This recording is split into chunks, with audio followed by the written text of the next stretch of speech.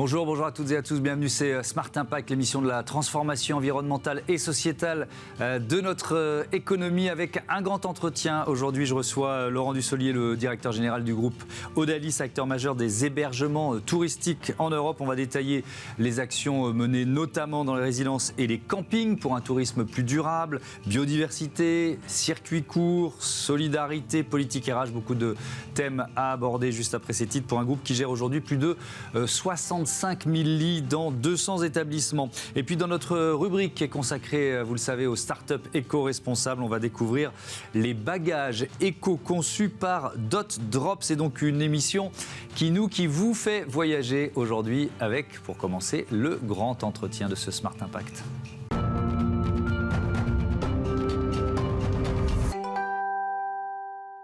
Bonjour Laurent Dussolier, bienvenue. Bonjour. Vous êtes donc le directeur général du groupe Audalis qu'on va présenter pour commencer.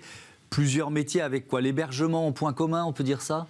Oui, l'hébergement et puis surtout le tourisme qui est notre métier d'origine avec plus de 200 résidences qu'on gère en direct ou en indirect, des campings et puis de la diversification dans toute une série d'autres hébergements que ce soit les résidences étudiantes, les hôtels de centre-ville et même des résidences seniors plus récemment. Donc un panel assez large et diversifié. Oui, le tourisme, c'est vraiment la base historique et la base en termes de business, c'est la partie la plus importante de votre business. Ça reste encore le business le plus important, pas celui qui est en le plus fort développement, mais celui qui est le cœur de notre activité encore aujourd'hui. Depuis combien de temps Audalis fait du tourisme et la question qui va avec, c'est depuis quand les enjeux finalement environnementaux prennent de plus en plus de place? Alors c'est un groupe qui a un peu plus de 20 ans et qui a toujours été par sa position dans le tourisme. Je pense que quand on est dans le tourisme en France et dans les paysages dans lesquels nos collaborateurs travaillent, je pense qu'on a une sensibilité. Il faut être très honnête, je pense que tout ce sujet de la RSE, de l'écologie, de l'environnement, c'est quand même quelque chose qui s'est accéléré ces 5, 6, 7, 8, 10 dernières années maximum. Et donc voilà, qui est aujourd'hui au cœur de nos préoccupations et de nos collaborateurs. Et donc vous êtes une filiale du groupe Duval, c'est ça? Exactement. Duval, c'est un acteur français de l'immobilier? De l'immobilier, mais de la microfinance également, de l'assurance avec une présence dans plusieurs pays du monde, donc un groupe très diversifié également. Un groupe diversifié. Alors on va rentrer dans le détail de la politique RSE du groupe Audalis. Peut-être pour démarrer, en étant encore malheureusement en plein dans cette actualité de la sobriété énergétique, comment vous avez accueilli et mis en œuvre finalement les recommandations du gouvernement? Alors sur la sobriété énergétique, il y a plusieurs sujets. Je pense que d'abord on a des collaborateurs qui sont totalement, je dirais, sensibilisés à ce sujet. On a une population qui est assez jeune finalement, et donc c'est des gens, il faut quand même reconnaître, une population qui est très sensible. Donc la sobriété énergétique, au travers des gestes du quotidien, que ce soit dans nos bureaux, mais également, parce que c'est là qu'est le cœur de notre activité, dans nos résidences, c'est quelque chose qui est relativement simple à mettre en œuvre en termes de comportement. Là où c'est un peu plus compliqué, c'est qu'on accueille en fait des touristes tous les samedis ou tous les jours. Il y a des nouvelles arrivées. Et c'est vrai qu'on a, suivant les populations, suivant les origines, suivant les âges, on peut avoir des comportements plus ou moins respectueux de ces gestes du quotidien. Et donc voilà, le but de nos équipes, c'est de communiquer, d'éduquer et de faire appliquer ces comportements du quotidien. Quand vous êtes à la montagne et qu'on voit des gens qui ouvrent les fenêtres avec les chauffages à fond, je veux dire, il y a quand même... Donc il y a l'importance de la pédagogie pour vos clients, mais j'ai vu que l'objectif que vous étiez donné, c'était 10% de réduction de la consommation énergétique à horizon 2 ans. Est-ce que la pédagogie suffit? Vous voyez ce que je veux dire? Alors, vous avez raison, il y a la sobriété énergétique au travers des gestes du quotidien dont on a beaucoup parlé il y a quelques semaines, et puis après, il y a les trajectoires, je dirais plus court terme, moyen terme, long terme. Et là, si vous voulez, on a deux sujets. Le premier, il y a une loi qui s'appelle le décret tertiaire, qui nous oblige, sans rentrer dans les détails juridiques, qui nous oblige à réduire et avoir une trajectoire de réduction à 2030, 40 et 2050. Donc, vraiment sur la structure même des bâtiments, la structure même de leurs isolations. Nous, on a un peu cette chance aujourd'hui d'avoir, parce qu'on a par rapport à toute une série d'autres hébergements, notamment à la montagne, des bâtiments qui sont plus neufs, qui ont été plus rénovés, parce qu'on a peut-être un peu plus les moyens. On a déjà aujourd'hui atteint l'objectif de 2030. Donc notre objectif, c'est de continuer à avoir presque une dizaine d'années d'avance et de commencer à mettre en place les mesures qui vont nous permettre d'atteindre l'objectif de 2040 et l'objectif de 2050. Alors la difficulté pour nous, c'est qu'on est sur du bâti, donc forcément c'est des investissements importants. Et une autre caractéristique de notre entreprise, c'est qu'on n'est pas propriétaire de notre bâti. Ce sont des foncières, des institutionnels ou même des particuliers qui possèdent ces appartements qu'on exploite. Donc on a tout un jeu qui est un peu Il faut les compliqué. convaincre. Ben voilà, il faut les convaincre de mettre la main au portefeuille quand même un petit peu. Ce sont quoi, des investissements partagés dans ces cas-là? Comment ça se passe? Ou c'est uniquement la foncière, finalement le propriétaire qui investit? Ça dépend un petit peu. C'est-à-dire, normalement, au niveau de la loi, c'est le bâti, donc c'est le propriétaire. On a quand même, nous, intérêt à ce qu'il y ait quand même une évolution qui se fasse. Tout ça se discute, mais il faut quand même reconnaître c'est plutôt le propriétaire qui a l'obligation de procéder aux investissements. Oui, donc là, il y a un travail pour convaincre, on va dire, les propriétaires de ces lieux. Vous avez fait un bilan carbone parce que pour se donner une trajectoire, il faut savoir d'où on part, donc vous en êtes où par rapport à ça? Alors, on a fait un premier bilan carbone il y a 2 ans et un autre l'année dernière. On s'est donné comme objectif d'en faire un chaque année. Et celui de l'année dernière, il couvrait les 3 niveaux du bilan carbone jusqu'à le niveau 3 qui regarde l'ensemble de l'activité. Le scope 3 avec voilà, ses clients, ses partenaires. Voilà. Donc on a fait ça. Ça a été une vraie surprise pour nous. Aujourd'hui, on a une empreinte carbone qui, alors je ne sais pas si elle est... je dirais importante ou pas, c'est compliqué, il y a peu de bench aujourd'hui. C'est dur de... Ce qui nous a vraiment frappé, c'est que 2/3 de l'émission carbone, scope 3, elle vient en fait des trajets de nos clients, de chez nous, enfin de chez eux jusqu'à chez nous. Donc évidemment qu'on est en train de réfléchir à comment on peut réduire la part.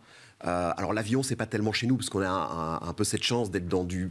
Comment je veux dire, c'est pas du franco-français, mais c'est des touristes qui viennent en France, principalement en voiture, de pays limitrophes. Donc voilà. Mais il faudrait pouvoir trouver des mesures, des projets pour pouvoir les inciter à venir plutôt en train que de venir en voiture. Mais c'est vrai que quand vous avez des gens qui traversent l'Europe pour venir skier tous les samedis et qui repartent le samedi d'après, le bilan carbone et l'impact carbone de ces déplacements, il est majeur. Ouais, donc c'est quoi? Trouver des systèmes un peu incitatifs pour que presque la location soit plus avantageuse si on vient en train? Enfin, vous réfléchissez, vous allez jusque-là, vous réfléchissez? Oui, on réfléchit. Alors, moi, je pense qu'il faut avoir... il faut pas rêver, il faut aussi être un peu réaliste. Bien sûr. Aujourd'hui, on a eu des discussions avec des acteurs du ferroviaire, donc il n'y en a pas 50 en France, pour réfléchir à comment on peut inciter les clients à venir plus tôt en vacances par ces moyens-là. Mais ça dépasse un peu notre impact, parce qu'on peut faire quelques réductions, quelques économies, mais une fois que vous arrivez à la gare en bas des stations, je parle beaucoup du ski, parce que d'abord on en sort de la saison, et puis en plus c'est quelque chose qui marque plus les esprits, mais c'est vrai qu'aujourd'hui les connexions ensuite entre l'arrivée à la gare, la montée en station, la redescente avec beaucoup de bagages, ou même dans les zones de tourisme à la campagne ou éloignées des centres touristiques, c'est quand même assez complexe pour des gens. Moi je suis belge, donc depuis toujours on vient en voiture en France, en vacances. On n'imaginait pas comment on pourrait partir de Bruxelles et aller au ski ou aller à la Côte d'Azur sans prendre sa voiture. Donc je pense qu'il y a un changement de mentalité d'abord, et puis il y a un besoin de mettre en place des transports un peu différents. Si on rentre un peu là, alors on n'est plus dans le scope 3, mais dans ce que vous pouvez faire, par exemple, moi je vais penser, puisqu'on est dans le tourisme, dans l'hôtelier, aux emballages plastiques. Vous êtes en train les plastiques à usage unique, vous êtes en train de les chasser, il y a toujours des bouteilles en plastique. Comment vous êtes sur quelle trajectoire là-dessus? Alors nous, on a déjà beaucoup travaillé là-dessus, on a beaucoup réduit, donc aujourd'hui on n'en a presque plus, et on a... Je dirais par rapport à d'autres de nos petits camarades dans l'hôtellerie, nous il faut rappeler le modèle, c'est un modèle de résidence. Donc c'est-à-dire que vous arrivez le samedi avec votre famille, vous prenez les clés d'un appartement avec sa propre cuisine, etc. Et vous les rendez le samedi d'après. C'est le cœur de notre métier. Donc aujourd'hui, on a peu de restauration, on achète peu à l'extérieur, on a peu d'emballage en fait finalement. Donc on est aussi dans l'univers hôtelier, avec les résidences de tourisme, un produit, si vous voulez, qui consomme déjà beaucoup moins intrinsèquement. C'est vrai dans les campings aussi, ça? Alors, oui, dans les campings, peut-être un peu moins, parce que c'est vrai qu'il reste un petit peu de restauration, mais on a toute une trajectoire qui est en train d'être menée. Alors, il faut reconnaître que dans nos campings, on a pas mal de franchisés, et qui ont, et c'est d'ailleurs ce qui a fait leur projet de vie pour reprendre un camping, une sensibilité à la nature, au respect de la nature, qui est ancrée chez ces personnes-là depuis très très très longtemps. Donc il y a des réflexes, il y a, je dirais, toutes des mesures qui ont été prises. Je nous considère, je ne sais pas si c'est vrai ou pas, je nous considère comme plutôt assez respectueux et avec déjà pas mal d'éléments qui sont en place. Alors on va essayer de rentrer dans le détail, et notamment de s'appuyer sur ce rachat de Flower Camping, c'était en juin dernier, c'est exactement. Ça? Déjà, pourquoi le choix stratégique de croissance externe? Puis ensuite on entrera un peu dans le détail de comment ça marche un camping et comment on peut peut-être réduire son bilan énergétique, son bilan en eau, etc. Pourquoi le rachat d'abord? Alors pourquoi le rachat? Parce que le domaine du camping en fait est un des secteurs du tourisme qui progresse le plus et qui est très utilisé par nos clientèles historiques. Donc ce sont des gens qui de temps en temps vont au camping, de temps en temps vont en résidence, voilà. Donc c'était assez logique d'aller dans cette direction-là. Fluor, d'abord c'est une des plus belles marques de France. Et puis surtout il y a un modèle qui nous a beaucoup plu et notamment qui fait le lien avec votre question, c'est que ce sont des franchisés dans la majeure partie des cas. Donc ce sont des gens qui possèdent leur camping, qui sont chez eux, qui sont propriétaires. Donc nous on les aide à commercialiser leur camping. Mais au fond, aujourd'hui, le camping, c'est quand même l'endroit où on passe des vacances en étant au plus proche de la nature. Donc on est très en lien avec... et avec des clientèles qui sont sensibilisées à ces sujets-là. Donc je dirais qu'aujourd'hui, il y avait une évidence, et on voit d'ailleurs par l'évolution de cet attrait pour le camping de la population française, mais pas que, notamment du reste de l'Europe, ça nous semblait très naturel d'aller dans ce business-là. Mais alors, moi je pense à l'eau, par exemple. On sort d'un été de sécheresse, on va sans doute en avoir un autre. Il y a eu ce mois de février record. Les nappes phréatiques sont peut-être un peu en train de se remplir en ce moment, mais bref, on sait qu'on se dirige vers finalement des étés similaires à celui qu'on a vécu l'été dernier, qui deviendront la norme. Comment vous intégrez cette nouvelle donne à la gestion de l'eau de vos campings ? Alors, de plusieurs manières. Nous, on a refusé d'aller dans les très très grandes chaînes de camping où vous avez des énormes toboggans avec des gros espaces aquatiques. C'est pas du tout notre concept. Donc nous, on a dans les campings, soit on est proche d'une rivière, ce qui est le cas, soit de la mer. Il y a toujours une piscine, parce que c'est compliqué d'avoir un camping sans une piscine. Donc nous, la gestion de l'eau, elle est à plusieurs niveaux. C'est les espaces aquatiques, mais qui sont quand même très limités. Et puis dans le nom Fluor, vous avez bien imaginé que c'est les fleurs, donc c'est forcément une chaîne qui est très verte en fait, donc à la fois proche de la nature, mais en même temps des besoins en eau qui sont importants. Donc on est en train de réfléchir aujourd'hui à nos consommations pour je dirais, verdir en fait ces espaces pendant l'été, et puis de réfléchir à long terme sur les espèces qu'on a, d'avoir des espèces beaucoup plus endémiques. Quand on est dans le sud, il y a des espèces qui existent autour des cactus, autour de toutes ces séries de plantes qui permettent d'avoir une consommation d'eau beaucoup plus réduite. Donc ça, c'est des impacts relativement long terme, enfin moyen terme, je dirais, plutôt que long terme. Donc on réfléchit jusqu'à quel type de fleurs on va mettre, quel type d'arbres, et puis aussi la sensibilisation de nos clients à cet usage de l'eau au quotidien.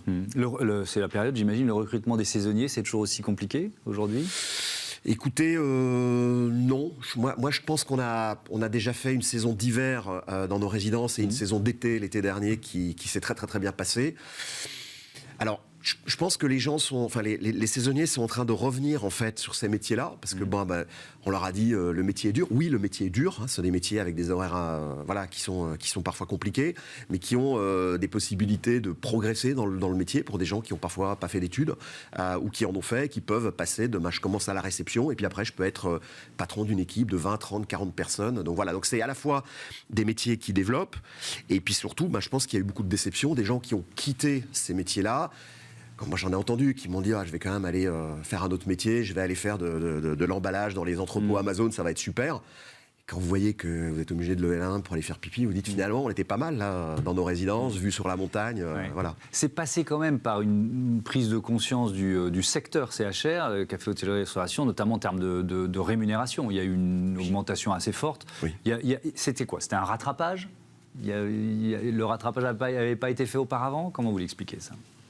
Alors, je ne sais pas si on dit rattrapage, je pense qu'il y avait un équilibre qui existait avant entre les demandes, je dirais les caractéristiques de ces métiers-là, et puis au travers du Covid et de toute cette crise, il y a toute une série d'équilibres qui se sont retrouvés, que ce soit dans nos métiers du CHR, mais dans d'autres également. Il y a eu des demandes des collaborateurs, à la fois, parce qu'on a beaucoup parlé de la rémunération. Nous, on a beaucoup travaillé sur une série d'autres choses. Je prends un seul exemple. Avant, c'était impossible pour un saisonnier de prendre des vacances. Parce que, oui, tu commences du juin à septembre, t'es là. Et aujourd'hui, on peut accorder, nous, parfois, une semaine, 2 semaines. Ils disent, mais c'est pas parce que je bosse dans l'hôtellerie que je peux pas partir avec mes potes qui sont pas dans l'hôtellerie au mois d'août. Donc, c'est pas que la rémunération, c'est aussi de leur offrir une série de droits, une série de choses que certains de leurs amis, de leur famille ont. Donc, c'est un ensemble sur lequel on a travaillé. Je voudrais qu'on parle du pilier solidarité dans cette politique RSE d'Odalis, notamment avec ce partenariat avec la Fédération nationale Solidarité Femmes. De quoi il s'agit ? Alors ça, c'est un projet qui nous tient beaucoup à cœur, parce qu'on a presque 2/3 de nos collaborateurs qui sont des femmes. Et je me suis réveillé un jour en entendant Marlène Schiappa à la radio en plein Covid, en disant on va réoffrir 1000 places pour accueillir des femmes victimes de violences conjugales en plein milieu de cette crise où on en parlait beaucoup. Et pour ensuite entendre une association, justement celle-là, qui nous disait oui, c'est intéressant, mais enfin les 1000 premières, on les a jamais vues. Donc on s'est levé le matin, on s'est dit les 1000, on va les offrir. Voilà, donc on n'est pas arrivé à 1000, parce que voilà, ça a été un peu compliqué d'emmener tout le monde. Mais on s'est dit, nous, on a en fait des hébergements qui ne sont pas occupés l'ensemble de l'année. Et donc, pourquoi ne pas les donner à disposition de ces associations de manière totalement gratuite, donc il n'y a absolument aucun coût, pour accueillir ces familles. Donc aujourd'hui, c'est plus de 20 000 nuitées qui ont été offertes. Donc c'est pas de l'hébergement d'urgence, que ça c'est un vrai métier d'accueillir des femmes qu'on sort du jour au lendemain d'une situation complexe, c'est vraiment quand elles se reconstruisent.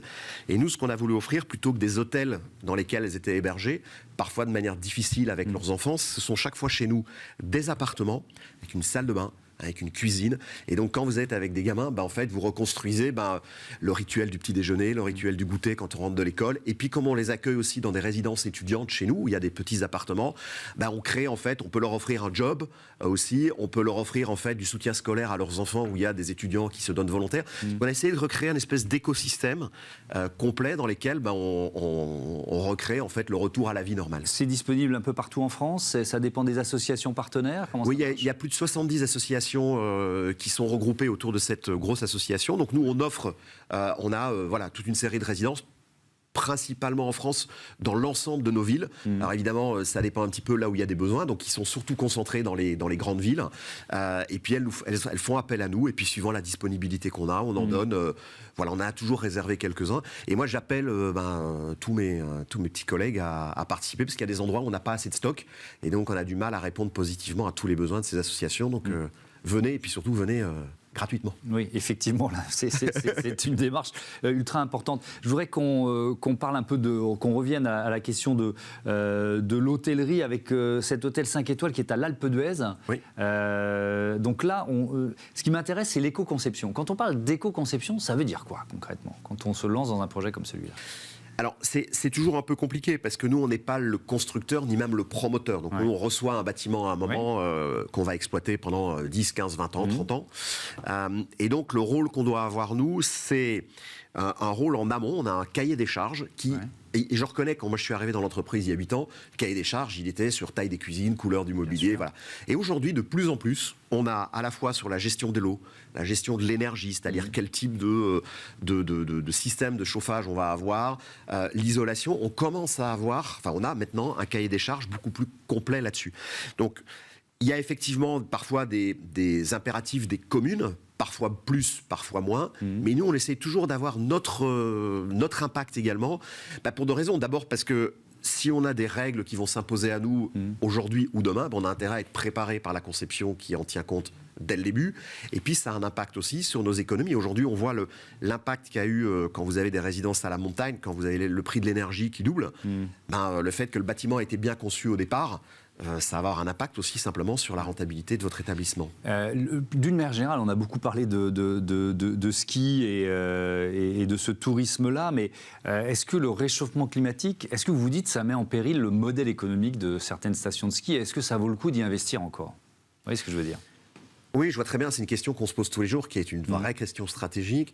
Alors, je pense qu'il y a le temps court et le temps très long. Donc aujourd'hui, je pense que plus personne peut dire qu'il n'y aura pas un impact sur ce business-là. Je pense que ça, c'est la seule chose qui est certaine. La question, c'est que si on regarde des statistiques un peu longues, ou même comme cette année-ci, ce qu'on voit, c'est que le niveau d'enneigement, il ne baisse pas finalement de manière structurelle sur les stations qui sont au-dessus d'une certaine altitude. C'est vrai que celles qui sont en dessous, il faut bien reconnaître que ça devient de plus en plus compliqué. Donc la vraie question qu'on a à gérer, c'est que parfois la saison, elle commence difficilement. Là, on voit, il y a de la neige qui est tombée, il y a une fin de saison qu'on n'attendait pas, qui finalement reste bonne. Donc la vraie difficulté, c'est de gérer de la neige qui tombe à des moments très différents et pas toujours au moment où on a un touriste. Ça, c'est le premier sujet.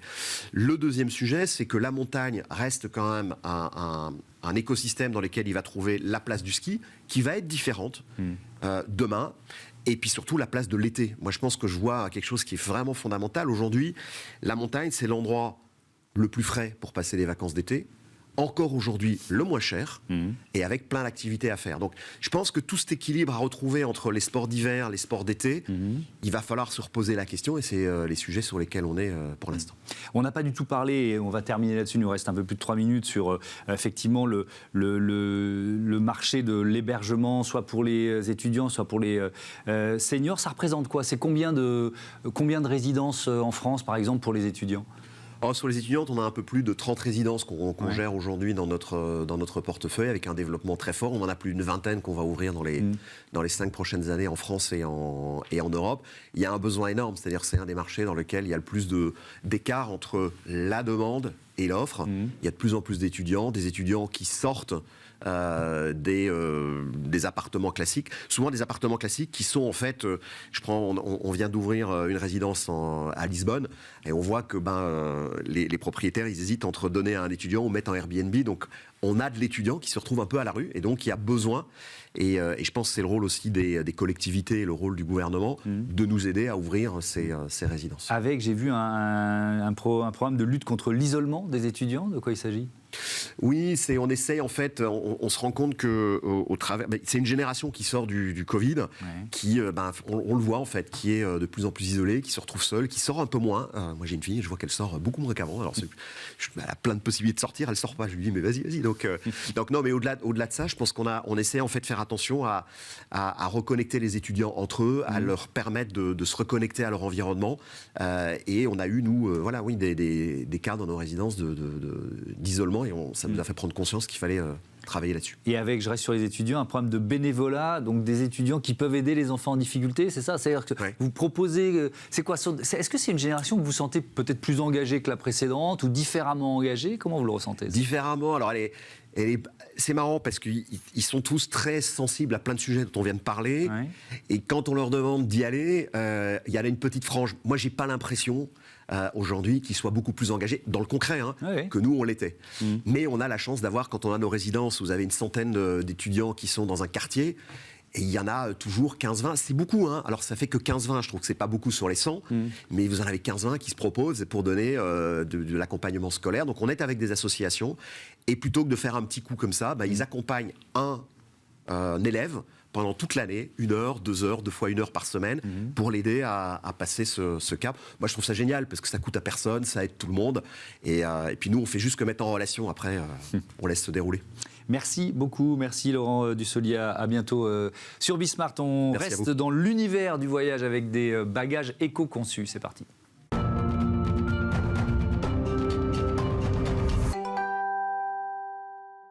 Smart Ideas et la bonne idée du jour, elle est signée Julien Herrette. Bonjour. Bonjour. Bienvenue, vous êtes le fondateur de Dot Drops. Vous l'avez créé quand? Avec quelle idée?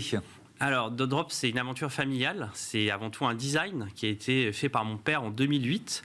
Et derrière, on a créé cette marque qui s'appelle Dot Drops, que j'ai commercialisée pendant un bon nombre d'années de manière assez classique. Et vers 2019, on s'est posé la question de est-ce qu'on veut continuer sur un modèle linéaire qui était de vendre à des revendeurs qui nous demandaient de faire des séries spéciales pour faire des promotions, ce qui n'allait pas du tout avec Dot Drops, parce qu'on n'a qu'un design et c'est le même depuis 2008. Donc on s'est dit, on va arrêter de vendre des valises, on va plutôt les louer. Donc on va conserver notre design et on ne sera plus sujet au planning promotionnel, les soldes, ce genre de choses qui avaient de moins en moins de sens pour nous. Donc c'est vraiment un nouveau modèle économique, on passe de l'économie de la possession à l'économie de la location, c'est ça? Alors c'est ce qu'on voulait faire à la base, et on allait voir BPI qui nous a financé sur l'innovation pour regarder, faire des études, notamment sur les opportunités, la faisabilité. Et on n'a pas eu beaucoup de signaux positifs sur le fait de louer sa valise. Parce que ma valise, il y a l'hygiène, c'est mes affaires, j'ai pas trop envie de la louer. Et 2, c'est pas très pratique dans la préparation de mon voyage. Par contre, 2 enseignements hyper riches. Quand on demandait aux gens, mais votre valise, et ça vous est arrivé, je pense à vous aussi, qu'est-ce qui se passe quand il y a une poignée ou une roue cassée? Donc des choses qui sont assez simples. Les gens disent, je ne sais pas quoi faire, ma valise, j'en ai acheté une nouvelle. Ce qui est assez étonnant, parce que c'est des réparations qui sont faciles à faire. Et la deuxième question, c'était, on leur demandait, mais cette valise, du coup, est-ce que vous la recyclez? Et la plupart des gens disaient non, on la recycle pas parce que c'est pas recyclable une valise. Et partant de là, on a fait pivoter le projet et on a lancé l'éco-conception en se disant nous, on va faire une valise qu'aujourd'hui on appelle réparable à l'infini. En tout cas, une éco-conception qui nous permette de simplifier au maximum le schéma de réparation et d'assemblage de la valise. Donc je vous l'ai ramené aujourd'hui avec une clé comme ça, qui est un peu comme une clé Ikea. Vous allez faire 95% des réparations chez vous, à domicile, très simplement. Sans être un bricoleur de première catégorie, c'est simple. Pas du tout. J'ai fait tester par mes filles et c'est validé. À l'époque, ma fille avait 6 ans et je lui ai demandé de changer une roue et c'est véridique. Elle l'a changé. Je l'ai un peu aidé au début pour mettre les vis dans le pas de vis, mais sans problème. Donc ça vous parlez d'éco-conception, ça suppose de revoir un peu le modèle original, puisqu'on parlait d'un modèle créé il y a plusieurs années, une quinzaine d'années. Alors le design extérieur, on n'y a pas touché, parce que c'est vraiment l'ADN de la marque. Mais après, on a revu complètement la conception du produit au niveau de sa solidité.